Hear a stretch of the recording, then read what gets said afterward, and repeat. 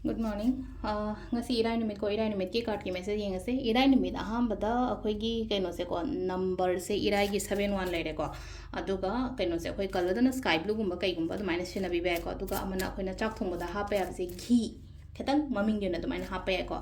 ado si sina akhoi na irai gi tawga da ba lere ko aduga amana akhoi gi card message yeng ase aduga timing of ba sa pa tang hai jara ge ko irai numit ki oina timing of ba kai kai lege ha ba do du mai minera se ko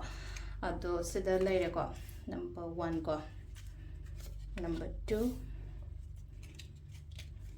number 3 ko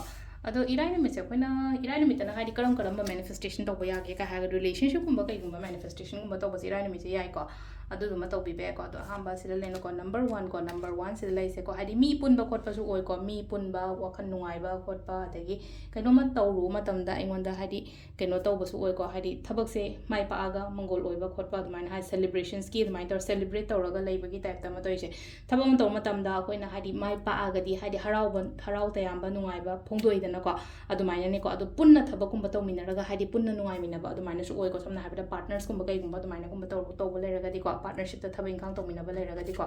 number 2 ko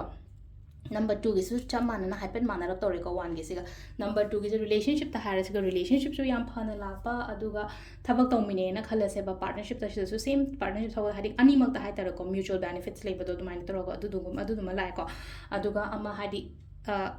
aina mi makhada thabak tawe harga so hadi ngasai gi aigi mathak thon baduna chanbi ba natraga hadi mana kaino ma aigi damakta help to bira pa khopirak pa adum basu maina oina oi ko hadi mangon da su kana ba engon da su kana ba ha badune ko silai se ko relationship hani imong manung khazanu sinan leiba khopa adu ma leire aduga aina tawliba thabak to so kana ba phangani ko ahum suba ko ahum suba sina sida lai se ko